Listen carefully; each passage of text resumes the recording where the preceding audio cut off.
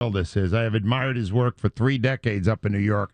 The voice of New York sports, Mike Francesa. Mike, thank you so much for coming out with us today.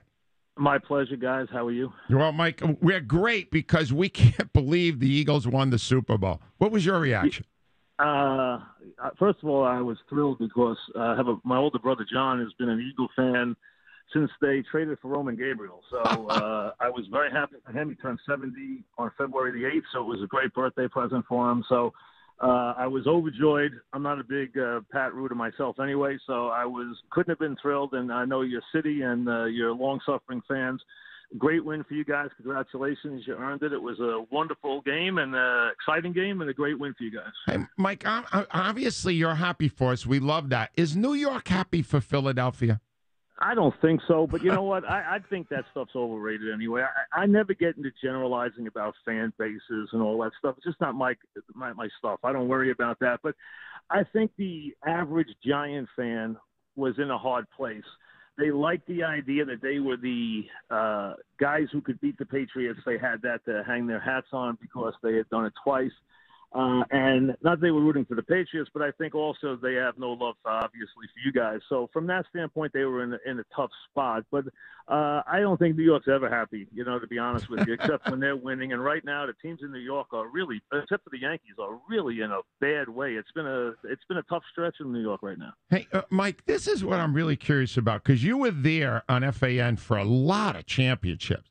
Which one made the city the happiest? Or maybe just you. Which one was the best one?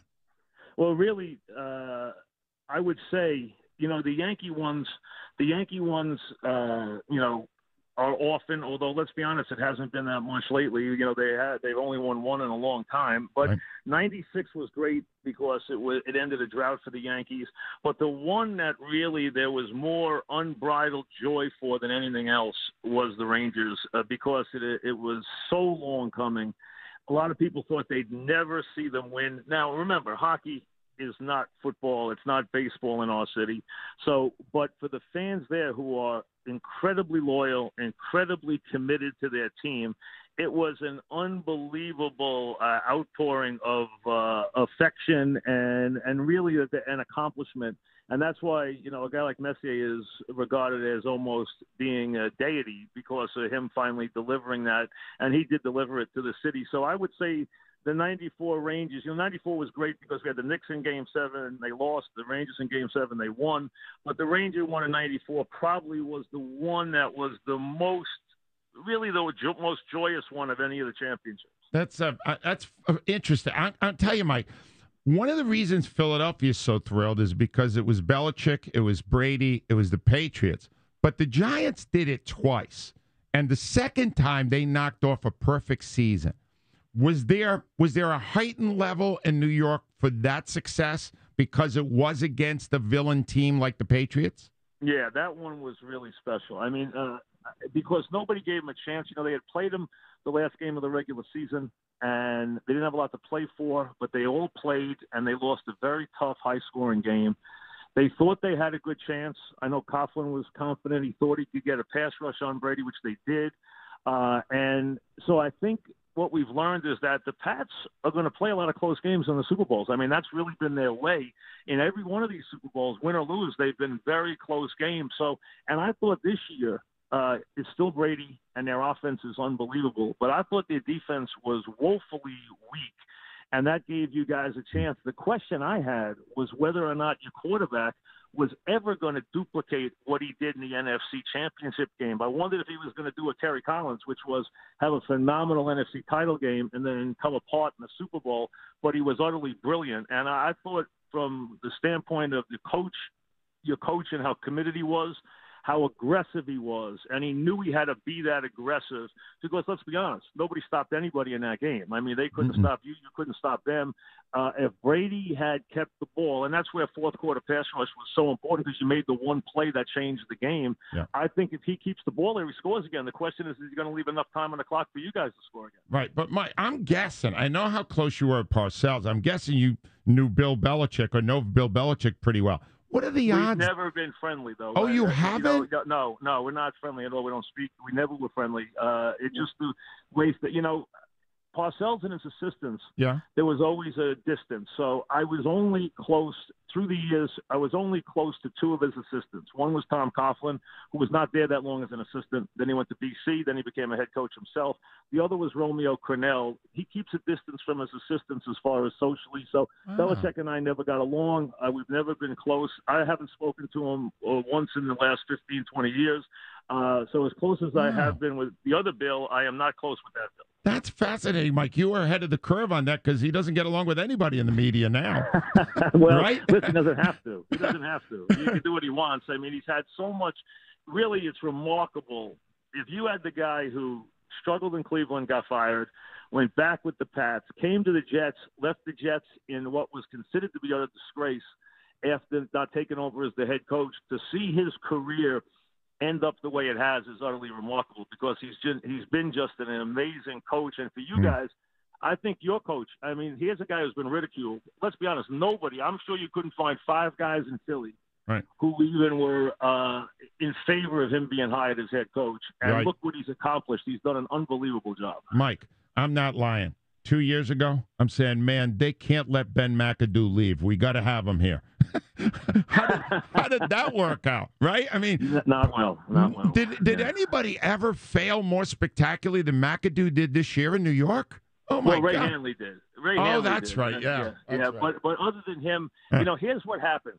Here's really, and this is a very good test case for young coaches. He goes in his first year, he has a very successful year. Okay, he goes into the playoffs. He wins 11 games. But second year, it started with the injury to Beckham in preseason. You go from there, and everything went wrong. And if you don't solve problems as a young head coach, before you know it, you're the problem. And that it just got to the point where the water was over his head. He did not know which way to turn. He completely botched the Eli thing. Completely botched it, and that was the final straw. It was it. Mara doesn't like to make quick moves, but he had no choice. All right, Mike, just say, hypothetical. The kid here, Elliott, doesn't kick the 61-yard field goal in Game 3. Is everything different the rest of the year for the Giants and Eagles? Great question. I don't think so, though. I think they had so many problems on the offensive line. The injuries to all their receivers, so many things broke down, and he also did a very bad job all year. So I would say no. That was a very bad game for them. It was a crushing loss for them. It started them down, and one game can do that in the NFL. It started them down the wrong path, but I think they still would have had a very bad season. All right. You know as well as I do, Mike, you had a lot of listeners in Philadelphia in your 30 years up in New York. Not a lot of people agree with you on your take on Jason Kelce's speech. I understand that. Could you as a tell matter us? of fact, I think let me explain if I can for a second, because I know that's why I didn't think you missed me. I think that's really why you wanted me to have me on was about the Kelce thing. I wanted you on for a long time, Mike, but you were otherwise occupied. Thank you. You had a job up there. Here's what happened. Yeah. I haven't been on the air at all. Right. So one of my board ops, Sal Licata, has been doing a show, and he's been trying to get full-time employment with a station up there, WR, which carries the Mets, 7:10 a.m. And I promised to go on his show. I hadn't done any broadcast. I'd done a couple of podcasts. And I was driving somewhere traveling, which right now I'm in South Florida today with my family, but I've been traveling, and I listened to that day to the Kelce thing, to the parade rant, and it seemed to me I was kind of a broadcast casualty because they were beeping every other word, and it was long, and I was like, man, this guy messed a great opportunity.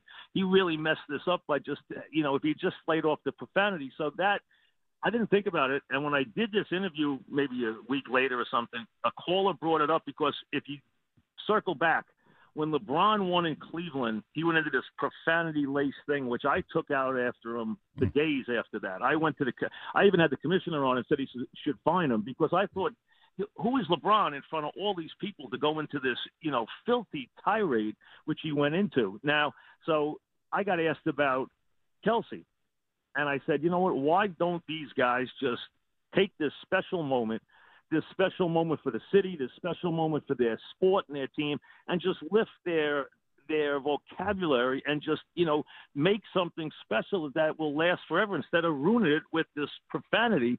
Bottom line is, I went back last night and watched the thing in entirety, and I have to say, it was not as bad as I thought it was. when I watched it and got to see it, number one. So I want to be fair to Kelce. Number two, I wish he didn't use any profanity because it would have been a classic. It was really well done. He did a great job. And I thought it was one that really would last and could be used for a long time. And I know it's popular in Philly even with the profanity. But to me, those are such special moments that I wish they would just raise their level. You know, I'm one who loves the idea of a passionate tirade. I mean, I lived on them, Yeah. and I'd like to see them do it so that they can be used time and time again and take the profanity out of it. I know even that he said in something I saw that he was worried about his profanity and that Yes. maybe he had missed the mark on it. And when I looked at it, number one, I overreacted that night. I made one comment, which really that was only one comment. I didn't talk about it for more than a minute, and it got picked up obviously in Philly, where I understand the overreaction because everything down there is so heightened right now. But let me say, I wouldn't cut him. So I take that back. I apologize to him for that. And number two, it was not as bad as I thought, but I just wish, Angelo, that he had just raised his vocabulary a little, because that was a great speech. He did a great job, and it was one that you could, basically use time and time again. If Lou Gehrig had said, I'm the luckiest blankety blank in the world, we wouldn't be playing it for 50 or 60 years, Mike, great.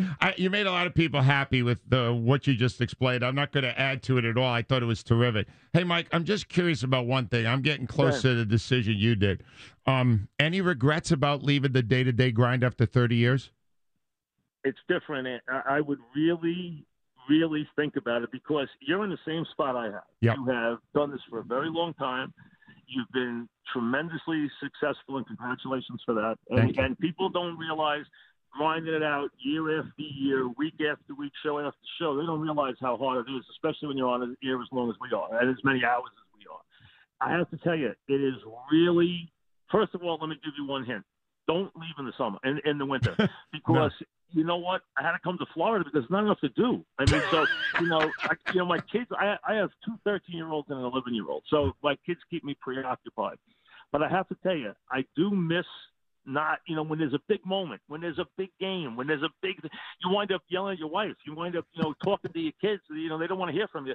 You want to go talk to somebody. You want to get your opinion out. You're bursting at the seams. So there has been some of that. I've always planned to come back and do something. I'm not sure what. I'm not allowed to do anything until after April 1st. But I would say really make sure you're ready to do it, because I have to admit there have been a lot of times where I've missed not having the forum that you and I are both so used to having. I'm guessing it's coming the other way too at you, right, Mike? Because you're on Twitter and stuff. People are saying, Mike, I would have loved your take on the Super Bowl or something like that. They're conditioned too, aren't they?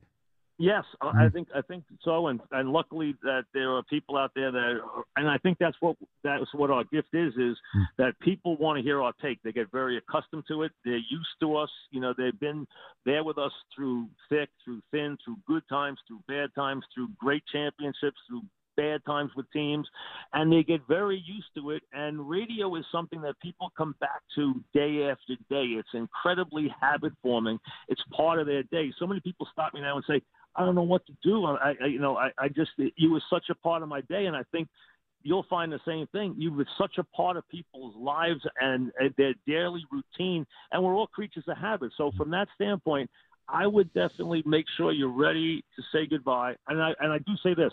I'm going to come back and do something. I'm still kind of formulating what it is. I'm not going to do 5.5 hours anymore. I don't want to do that. I don't want to be locked in. I like that freedom of being able to take a couple of days and not have to work when I want, but I still want to do some broadcasting. So I'm trying to look at, and I've had some opportunities presented to me. So I will do something come spring, but I'm not sure exactly what yet. Mike, after all the years, suddenly Mike Francesa himself is a free agent. That's got to be kind of cool, right? Hey, it's funny you say that. I had not been a free agent ever in the last 30 years. Every time I got to within 2 years of my contract being up, they'd give me a new 5 or 6 year deal, luckily, and luckily they did. I mean, I was very fortunate, but I had never been in that position before, so that's been kind of unique and it's been fun. You hit it right on the head. It's been a very different thing to have people actually call up and say, hey, listen about this. How about this? I haven't been able to do that. I haven't had conversations with anybody except Mel Karmazin and Les Moonves in the last 30 years. I have had a couple with David Field, who actually texted me last night from down in Philadelphia. They knew I was going to be on this morning. He actually texted me, so he's paying attention to your program. I think you should hire Scott Boras, Mike. Hey, you know what? He's got enough problems right now. He doesn't need me. Mike, I don't have to tell you how much we enjoy this, and I can't thank you enough. And you know everybody in Philly is waiting to where you're going to end up. We're going to keep following you, Mike. You're still the biggest voice in sports radio in our history. You are. Well, listen, That's very nice. Thank you. And again, congratulations. No city, no fan base deserved the championship more than you guys. I'm thrilled. And, again, congratulations. And like I said, Angelo, make sure you're ready to do it before you go. I'm with you, Mike. Mike, thanks so much. Continued success. Right. Mike Francesa.